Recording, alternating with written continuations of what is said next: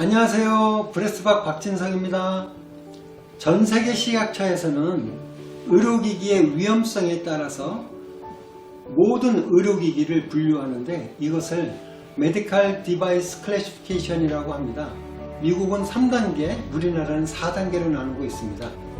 이 중 유방보형물은 위험성이 가장 높은 클래스 3 또는 클래스 4에 속합니다.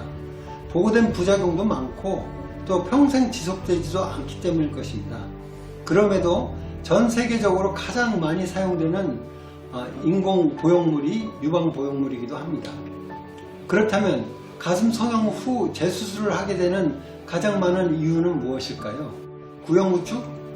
10년 전까지는 구형구축 때문에 재수술을 가장 많이 했습니다. 보형물 파열? 20년 전 식염수백이 유행할 당시에는 보형물이 새서 수술을 다시 하는 경우도 많았지요. 여전히 구축이나 파열이 중요한 재수술의 원인인 것은 맞습니다.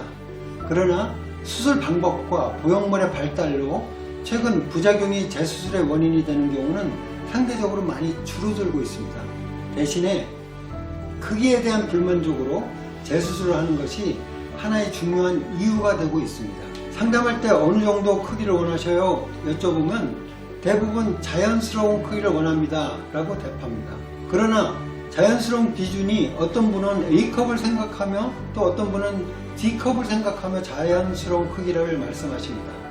또한 수술 후 붓기가 최종적으로 크기보다 한 컵 정도 줄어들다 보니 커서 부자연스러움이 될까봐 크기에 욕심이 없다며 작은 크기의 보형물을 선택했다가 붓기가 빠지면서 크기에 대해 아쉬움을 갖는 경향이 있습니다.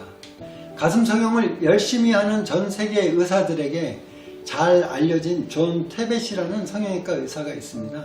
이분이 2004년에 미국 성형외과 전문지에 쓰신 내용은 몸에 이상이 없는데 크기 때문에 재수를 하지 말라고 권하셨어요.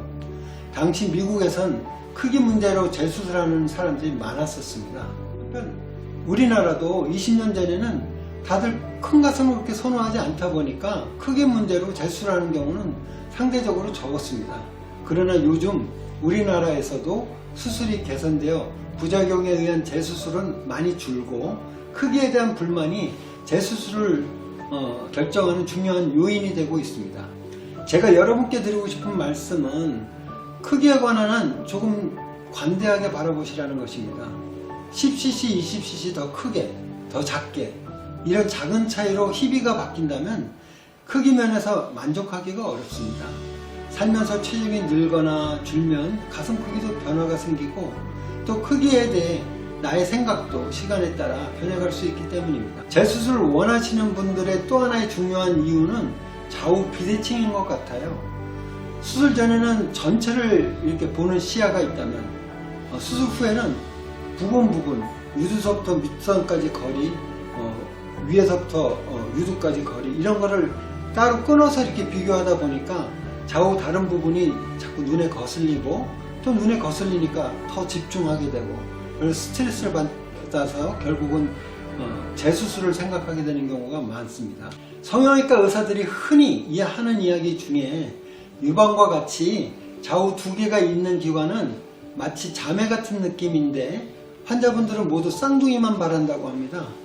다른 사람들이 보기에는 심각하지 않은데 정작 당사자는 심각하게 느끼는 경우도 종종 있습니다. 결론적으로 큰 부작용이 없는 상태에서 재수술 고민하시기 전에 먼저 나를 사랑하는 마음으로 내 가슴을 좀 더 소중히 바라볼 필요가 있다는 말씀을 드리고 싶어서 오늘 주제로 잡아봤습니다. 감사합니다.